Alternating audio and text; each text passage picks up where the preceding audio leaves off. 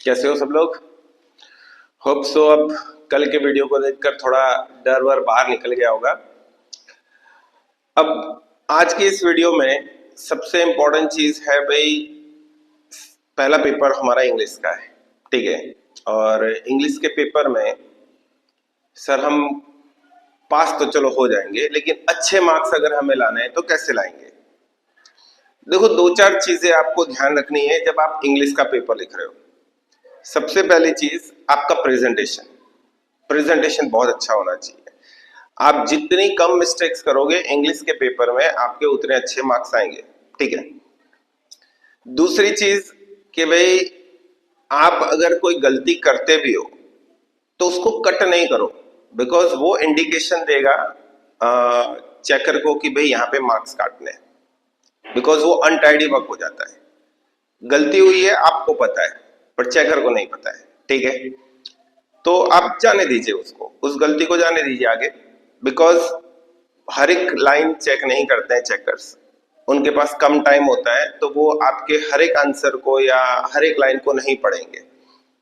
तो वो इंपॉर्टेंस किस चीज को देंगे, वो देंगे आपके प्रेजेंटेशन को। भाई आपने अच्छे से लिखा है, अनटाइडी वर्क तो नहीं है, इन चीजों को ज्यादा इंपॉर्टेंस दी जाती है, ठीक है। अब मैं आपको ये चीज बताऊं कि भाई कैसे हम अच्छे मार्क्स ला सकते हैं, तो मैं सेक्शन वाइज आता हूं। अब कुछ स्टूडेंट ऐसे हैं जिन्होंने टेक्स्ट बुक के क्वेश्चन आंसर अच्छे से प्रिपेयर नहीं किए, उस टॉपिक पे मैं बाद में आता हूं। पहले मैं वो चीजों पर आता हूं कि जो टेक्स्ट बुक से रिलेटेड ही नहीं है, जो आपके दिमाग से रिलेटेड है, जो आपको खुद प्रिपेयर करना है। वहां पर जाकर ऑन द स्पॉट आप पर आएगा, and your mind must be ready. हमारा दिमाग तैयार होना चाहिए उस चीज के लिए कि भाई ये आया तो मैं तुरंत ही लिख लूंगा, इसको नहीं छोड़ूंगा। तो मैं आता हूं सेक्शन ई पर, जो आपका लास्ट सेक्शन है। देखो यहां पर जो सेक्शन ई है वो टेक्स्ट बुक के अंदर से नहीं होता है, ये जो होता है वो सब कुछ आपके दिमाग में क्या भरा है बस उसको निकालो। तो वो ऐसा टॉपिक है कि जहां पर आपको खुद सोच कर लिखना है, तो आपका इमेजिनेशन पावर बहुत अच्छा चाहिए। तो चलो फटाफट मैं बता दूं कि कौन कौन से टॉपिक्स ऐसे हैं जो आपको सेक्शन ई में पूछे जा सकते हैं। सबसे पहले आते हैं रिपोर्ट पे। 4 मार्क का रिपोर्ट है। भाई रिपोर्ट का फॉर्मेट सबको पता ही है। अगर रिपोर्ट का फॉर्मेट नहीं भी पता है तो मैं बाद में आपको सेंड करता हूं कि भाई ये रिपोर्ट का फॉर्मेट है और उसको अच्छे से देख लो, क्योंकि रिपोर्ट के फॉर्मेट के भी अपने मार्क्स होते हैं। आपने रिपोर्ट में क्या लिखा है वो बाद में चेक करेगा, पर अगर आपने सपोज रिपोर्ट का फॉर्मेट भी लिखा है तो उसके लिए भी मार्क्स होते हैं। देखो स्कूल में जल्दी टीचर इसके मार्क्स नहीं देते हैं, बिकॉज वो चाहते हैं कि भाई आप अच्छे से प्रिपेयर करो। पर बोर्ड वाले जो होते हैं, जो चेकर्स होते हैं, वो आपको फॉर्मेट के भी मार्क्स देते हैं। तो सबसे पहले 4 मार्क का आ जाता है हमारा रिपोर्ट। आपको अटेम्प्ट करना ही है, कंपलसरी, समझ लीजिए। रिपोर्ट 4 मार्क का है, मतलब आपको 4 में से कम आप बकवास सा रिपोर्ट भी लिखोगे, फॉर्मेट अगर आपका सही है तो 2 मार्क तो वो आपको दे ही देगा, कम से कम 2 मार्क दे देगा, ठीक है। पर आपको लिखना है। अब सर कितनी लाइंस का लिखना है, तो देखो आई विल सजेस्ट कि भाई आप अच्छा रिपोर्ट लिखो और 1.5 पेज का लिखो, तो भी आपको देखो वो 3.5 मार्क 3 मार्क तक तो दे ही देगा, ठीक है।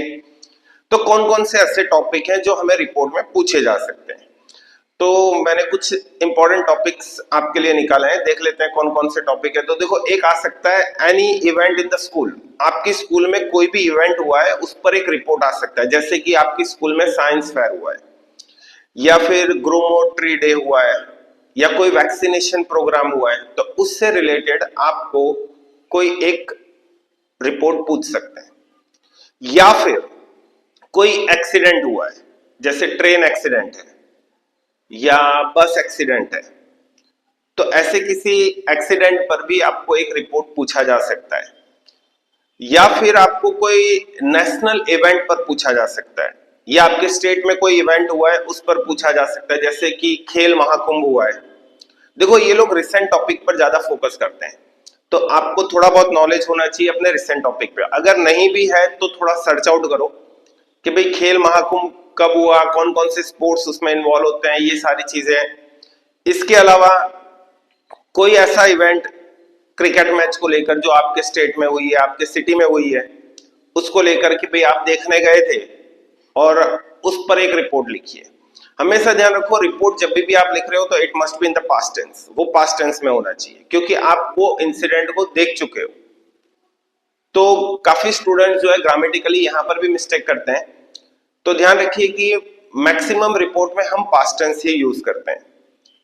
कोई ऐसा इवेंट है जो भाई अभी भी चल रहा है तो आप उसमें प्रेजेंट टेंस यूज कर सकते हो, बट आप फ्यूचर टेंस तो यूज नहीं कर सकते, बिकॉज वो इवेंट अभी तक हुआ नहीं, तो आप फ्यूचर टेंस में कैसे जा सकते हो।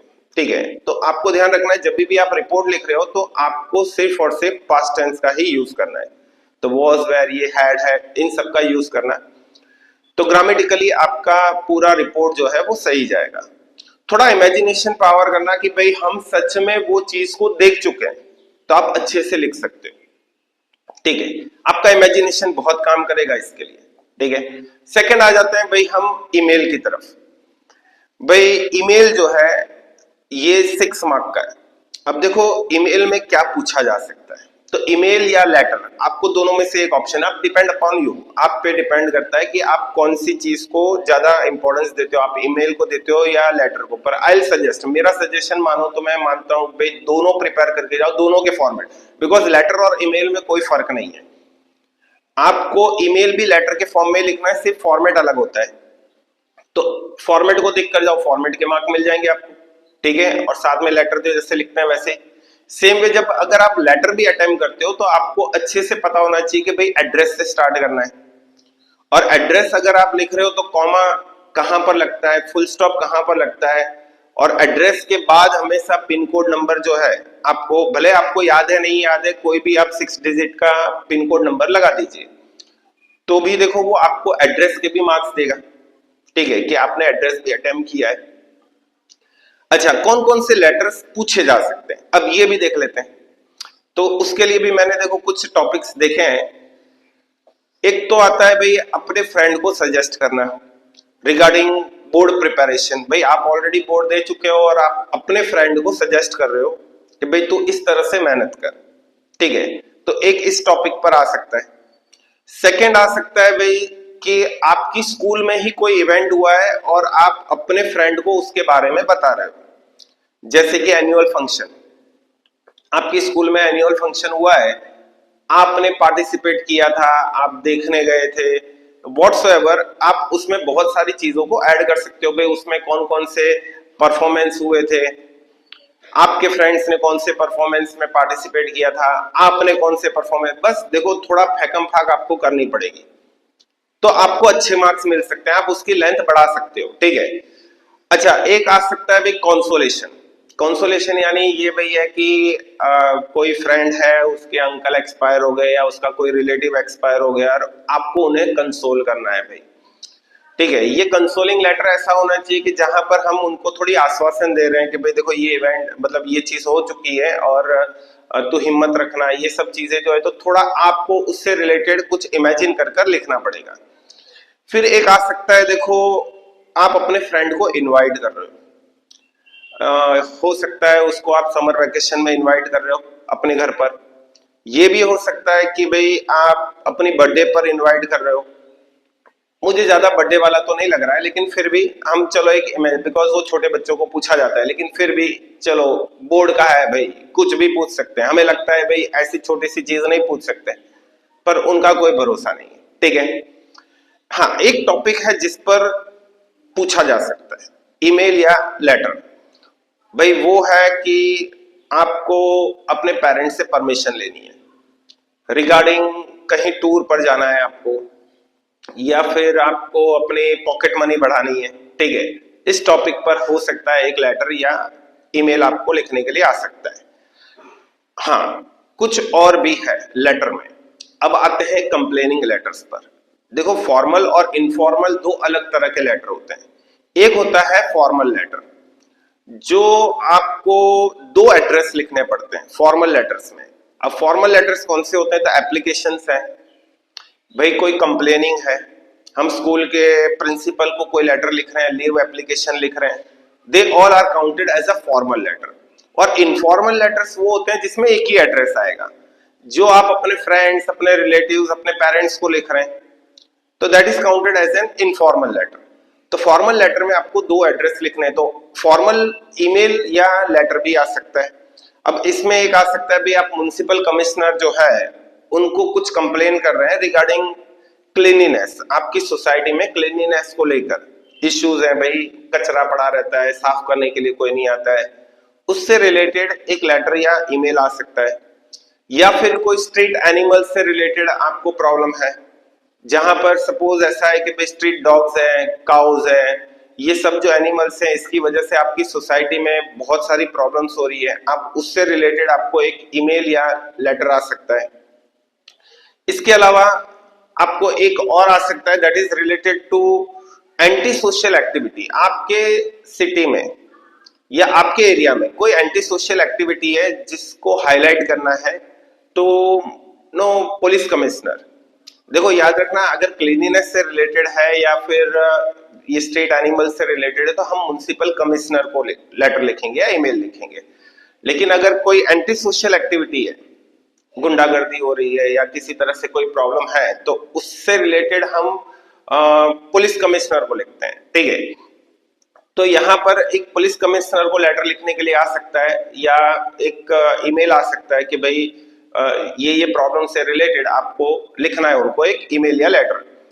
अच्छा, एक बैंक मैनेजर को आ सकता है, भाई आपके अकाउंट में किसी तरह की कोई प्रॉब्लम हुई है, हो सकता है आपके अकाउंट को ब्लॉक कर दिया गया है, या ये हो सकता है कि भाई आपके चेक को बाउंस कर दिया गया है बिना किसी रीजन के, तो उससे रिलेटेड आप बैंक मैनेजर को एक लेटर या ईमेल लिख रहे हो, तो ये भी फॉर्मल हुआ है। अच्छा, complain related to the product you bought, आपने कोई प्रोडक्ट खरीदा है और वो प्रोडक्ट अच्छी क्वालिटी का नहीं है, तो आप मैन्युफैक्चरर को एक कंप्लेन लिख रहे हो। माइट भी आपने सपोज एक मोबाइल फोन बाय किया है जो अच्छे से काम नहीं कर रहा है, तो टेक्निकली उसमें क्या फॉल्ट आ रहा है, तो वो आपको मेंशन करना है। तो ये हो सकता है आप एक लेटर या ईमेल उनको लिख रहे हैं, तो ये भी फॉर्मल में आ सकता है। अपार्ट फ्रॉम दैट अब आते हैं, भाई देखो इसके 6 मार्क है, लेटर या ईमेल अब आप पर डिपेंड करता है आप कौन सा अटेम्प्ट करते हो। मैंने सिर्फ आपको टॉपिक बताया, ये टॉपिक से रिलेटेड। अब वहां पे पेपर में आपको दोनों में से जो भी इजी लगता है, हम दोनों में से कोई भी प्रिपेयर करके वहां पे लिख सकते हैं, ठीक है। पर पहले आपको अच्छे से पढ़ लेना है कि इनमें से इजी मुझे कौन सा लगेगा, लेटर या ईमेल। सिलेक्शन ऑफ क्वेश्चन बहुत मैटर करता है जब आप बोर्ड की एग्जाम देते हो। स्कूल की एग्जाम में चलो एक बार हमने स्टार्ट कर दिया, फिर पता चला नहीं यार इससे इजी तो ये रहेगा, तो हम काटा छाटी करके वापस स्टार्ट करते हैं और चलो टीचर ने आपको थोड़ा एक्स्ट्रा टाइम भी दे दिया। पर बोर्ड में ऐसा नहीं होता है, तो सिलेक्शन ऑफ क्वेश्चन बहुत मैटर करेगा, इसलिए बहुत अच्छे से क्वेश्चन पेपर को पढ़ना, वो टॉपिक को पढ़ना कि भाई उसने क्या पूछा है और आपके लिए कौन सा इजी टॉपिक रहेगा। फिर आते हैं ऐसे पर, तो कौन सा ऐसे पूछा जा सकता है। तो देखो ऐसे के लिए तो ऐसी चीज है ना कि भाई बहुत सारे टॉपिक्स है, और खास करके जो रिसेंट टॉपिक है। अब जो रिसेंट टॉपिक से रिलेटेड भाई क्या पूछा जा सकता है, तो भाई वापस वही आता है कि कुंभ मेला हुआ है रिसेंटली, तो उससे रिलेटेड आपको पूछ सकते हैं। अपार्ट फ्रॉम दैट जो भी अभी वॉर जो भी चला है, देखो रशिया यूक्रेन के बीच में जो हुआ उसके बारे में आपको थोड़ा बहुत पूछ सकते हैं, या आपके स्टेट में कोई ऐसा इंसिडेंट हुआ है जिससे रिलेटेड वो पूछ सकते हैं। तो जो भी रिसेंट टॉपिक है उससे रिलेटेड आपको एक कॉम्पो आ सकता है। अच्छा, डिसिप्लिन के बारे में आ सकता है, भाई ये काफी बार बोर्ड में पूछा गया है कि आप कौन कौन सी डिसिप्लिन डेवलप करना चाहोगे अपने फ्यूचर के लिए, या आपका इन शॉर्ट में अगर न्यू ईयर का रेजोल्यूशन क्या होगा। सिंपल है भाई, हमारा नया रेजोल्यूशन क्या होगा कि भाई हम क्या चाहते हैं, हमारे अंदर क्या चेंजेस हो, तो वो रेजोल्यूशन से रिलेटेड आपको एक कॉम्पो आ सकता है। अच्छा, आपको इवन साइंस पर एक कॉम्पो आ सकता है कि भाई साइंस जो है वो कर्स है या ब्लेसिंग है, इससे रिलेटेड भी काफी बार जो है कॉम्पो पूछे गए हैं। मोबाइल फोन से रिलेटेड आ सकता है कि मोबाइल फोन जो है वो एडवांटेजेस है, डिसएडवांटेजेस है, या आने वाली जो टेक्नोलॉजीज है उससे रिलेटेड आपको पूछ सकते हैं। रोबोटिक अगर आ गया, भाई रोबोट्स आ गए तो हमारी लाइफ जो है वो सिंपल हो जाएगी या मोर डिफिकल्ट हो जाएगी। तो आप जब कॉम्पो लिख रहे हो ऐसे टॉपिक पे, तो आपको उसके एडवांटेजेस और डिसएडवांटेजेस दोनों मेंशन करने हैं। अगेन वही आता है कि भाई इसके ऑप्शन में स्टोरी आती है। अब आप क्या अटेम्प्ट करोगे, तो सिंपल वापस वही है कि भाई जो इजी लग रहा है वही अटेम्प्ट करेंगे। तो हम कॉम्पो को भी पढ़ेंगे। देखो माइंडसेट के साथ ऐसे नहीं जाना है कि हमें स्टोरी ही अटेम्प्ट करनी है। हो सकता है कई बार ऐसी कॉम्प्लिकेटेड स्टोरीज आ जाती है कि हमें पता ही नहीं चल रहा है कि स्टोरी में है क्या, पर हाँ हमें दिख रहा है कॉम्पो इजी है तो हम कॉम्पो अटेम्प्ट करेंगे। अगर हमें लग रहा है नहीं नहीं कॉम्पो भाई जो है वो थोड़ा मुश्किल टॉपिक पे है, हमें बहुत सोचना पड़ेगा, लेकिन स्टोरी जो है वो इजी है, तो आप स्टोरी पे जा सकते हो। अगर आप स्टोरी अटेम्प्ट कर रहे हो तो देखो वहां पे पॉइंट्स दिए होते हैं आपको, कॉम्पो में भी पॉइंट्स दिए होते हैं, स्टोरी में भी पॉइंट्स होते हैं। तो आप उन पॉइंट्स को अच्छे से पढ़ो और उनको हर एक पैराग्राफ, एक पॉइंट को पकड़ लो और उसके अकॉर्डिंग पूरा एक पैराग्राफ लिखो, सेकंड पॉइंट पकड़ लो और उसके अकॉर्डिंग पूरा एक पैराग्राफ, आपके 5 से 6 पैराग्राफ आराम से हो जाएंगे, 1.5 से 2 पेज हो जाएंगे। ठीक है, थोड़ा आपको अपना इमेजिनेशन पावर बढ़ाना पड़ता है उस टाइम पर। अच्छा, कौन कौन सी स्टोरीज पूछी जा सकती है, तो देखो ये बताना बहुत मुश्किल है कि कौन सी स्टोरी पूछी जा सकती है, लेकिन इतना बता दूं कि भाई देखो हर एक स्टोरी जो होगा उसका कोई ना कोई टाइटल तो होगा। तो जब भी आप स्टोरी लिखो तो पहले तो अच्छे से स्टोरी को पढ़ लो, अपने दिमाग में इमेजिनेशन बना लो भाई ये स्टोरी है, उसके अकॉर्डिंग एक हेडिंग भी डिसाइड कर लो कि इसका टाइटल ये होगा, टाइटल मेंशन करो। अगर आपको लगता है स्टोरी से कुछ मॉरल सीखने मिला है तो लास्ट में मॉरल भी लिखो, बिकॉज इन सबके मार्क्स होते हैं। आपने एक अच्छा टाइटल दिया, अच्छा मॉरल सीखने मिला, स्टोरी जो है पूरी आपने लिख ली है, कोई ज्यादा टाइम नहीं होता, वो स्टार्टिंग की 2-3 लाइन पढ़ेगा। तो स्टोरी को स्टार्ट कैसे करेंगे, तो वंस अपॉन अ टाइम, इस तरह से स्टोरी को स्टार्ट करो और फिर अपनी तरह से ऐड करते जाओ। देखो पॉइंट्स वहां पे दिए हैं, लेकिन आप अपने पॉइंट्स ऐड करो, कुछ नाम जो है वो अंदर ऐड करो कि वंस अपॉन अ टाइम भाई राजू नाम का एक लड़का था जो इस तरह से। तो कुछ आपको अपनी स्टोरी को एक्सटेंड करो जिस तरह से आप सोच सकते हो अच्छा, और कुछ अच्छी स्टोरी तैयार कर सकते हो। देखो 8 मार्क है कॉम्पो और लेटर के, ठीक है, कॉम्पो और स्टोरी के। अब कॉम्पो और स्टोरी में से आप क्या अटेम्प्ट करोगे वो आप पर डिपेंड करता है, लेकिन 8 में से अगर मैं बोलूं तो कम से कम बोर्ड वाले आपको 4 से 5 मार्क तो दे देंगे। तो मतलब 4 से 5 मार्क अगर हमें लेने हैं तो हमें एक अच्छा कॉम्पो लिखना पड़ेगा या अच्छा लेटर, अच्छी स्टोरी हमें लिखनी पड़ेगी। आप ज्यादा मार्क्स भी ला सकते हो, लेकिन दैट डिपेंड्स अपॉन कि आपका प्रेजेंटेशन कितना अच्छा है। देखो एक स्टूडेंट वो होता है जिसने सेम स्टोरी अगर 2 स्टूडेंट ने लिखी है, एक एग्जांपल ले लेते हैं, तो एक स्टूडेंट को वो देगा 4 से 5 मार्क और एक स्टूडेंट को देगा 7। सर फर्क क्या हुआ दोनों में, दोनों ने एक जैसे तो स्टोरी लिखी, तो फर्क आपको खुद समझ में आ जाएगा कि उसने जो स्टोरी लिखी है उसमें कहीं काटा छाटी कुछ भी नहीं है भाई, एकदम नीटली उसने लिखी है, तो उसको चेकर जो है वो 7 मार्क दे रहा है। और सेम स्टोरी आपने लिखी है तो वो आपको क्या कर रहा है भाई, 5 मार्क ही दे रहा है। तो कहीं मैं वापस वही चीज बोल रहा हूं, इंग्लिश के पेपर में आपका प्रेजेंटेशन बहुत मैटर करता है। तो अब हमने कितने गेन कर लिए ये भी काउंट कर लेते हैं। तो सेक्शन ई में से सपोज मैं मिनिमम लेकर चलता हूं, तो सबसे पहले रिपोर्ट आते हैं, तो रिपोर्ट में से हम 4 में से कम 2 मार्क ला सकते हैं। ठीक है, फिर आता है ईमेल। तो देखो ईमेल या आप लेटर दोनों में से जो भी लिखते हो, अगर आप अच्छे से फॉर्मेट लिखते हो, अच्छा प्रेजेंटेशन, तो 6 में से कम वो आपको 4 मार्क दे देगा। पर लेटर का एड्रेस अच्छी तरह से होना चाहिए। अगर वो लेटर जो है अगर वो फॉर्मल लेटर है तो 2 एड्रेस लिखना ही उसको अच्छे से, सब्जेक्ट भी लिखना पड़ता है, इनफॉर्मल में सब्जेक्ट लिखने की जरूरत नहीं होती है। ठीक है, लास्ट में थैंक यू भी लिखना होता है जब फॉर्मल लेटर लिखते हैं, योर्स फेथफुली जो भी नाम दिया है, अगर नहीं दिया तो XYZ लिखना है। ठीक है, आपको अपना नाम कहीं मेंशन नहीं करना है। अच्छा, तो यहां से 4 मार्क मिल गए, यानी 4 और 2 6 मार्क हमें हो गए। आप कॉम्पो या स्टोरी अगर आप 1.5 से 2 पेज तक लिखते हो तो वो 8 में से कम 4 से 5 मार्क दे देगा। हाँ, लेकिन मॉरल और इसके अलावा टाइटल अच्छे से होना चाहिए जब आप स्टोरी लिख रहे हो। अगर आप कॉम्पो लिख रहे हो तो अच्छे पैराग्राफ वाइज उसको लिखिए, एक ही साथ में। कई स्टूडेंट को देखा है एक ही स्टार्ट करते हैं भाई, कहीं फुल स्टॉप नहीं, एक ही साथ में पूरा का पूरा एक पेज लिख डाला, कहीं पैराग्राफ नहीं। तो वो ऐसे कॉम्पो के लिए फिर आपको 2 या 3 मार्क्स से ज्यादा नहीं देगा। और कॉम्पो के लिए आई विल सजेस्ट कि आप कुछ अच्छे प्रोवर्ब्स याद करो, कुछ अच्छे प्रोवर्ब्स लिखोगे, अंदर ऐड करोगे, कुछ अच्छे सेइंग्स लिखोगे, तो दैट मेक्स अट्रैक्टिव, और उसको पेंसिल से अंडरलाइन करो जिससे कि चेकर की नजर सीधी उस पर जाए और वो आपको अच्छे मार्क्स देगा इस चीज के लिए। होप सो सेक्शन ई के लिए जो जो टॉपिक्स मुझे लग रहे थे कि ये पूछे जा सकते हैं वो मैंने आपको बताया। देखिए जरूरी नहीं है कि यही आएगा, ठीक है, लेकिन कुछ इमेजिनेशन पावर अब बढ़ाइए अपना, इन टॉपिक्स को एक बार गो थ्रू करिए, कहीं बुक में से, गूगल में से, कहीं पर भी एक बार सर्च आउट करिए कि हम कितना जानते हैं इसके बारे में, और अगर नहीं जानते हैं तो इसके बारे में थोड़ा बहुत पढ़िए। तो उस टाइम पर एग्जाम पर आपको ये सारे टॉपिक्स फटाफट दिमाग में आते जाएंगे। चलिए ये सेक्शन ई की बात हुई। मैं नेक्स्ट वीडियो बनाऊंगा जिसमें मैं सेक्शन डी के बारे में बताऊंगा आपको कि कौन कौन से टॉपिक्स जो मुझे लग रहे हैं पूछे जा सकते हैं और कितने मार्क्स हम वहां से गेन कर सकते हैं।